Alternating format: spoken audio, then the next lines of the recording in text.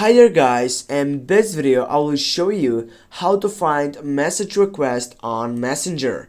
Get up into your Messenger application, then click on your profile photo on your left upper side. When you get up into that, as you can see right down or on the second selection, you have that option which is message requests. Click on that selection and you're gonna find out all message requests on your Messenger account.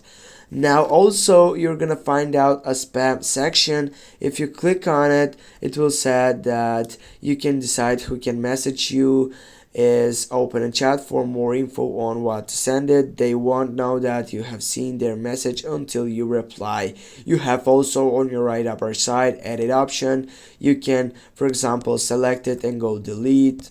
And that's it guys. Thanks for watching. Don't forget to hit that like and share the video. See you soon guys.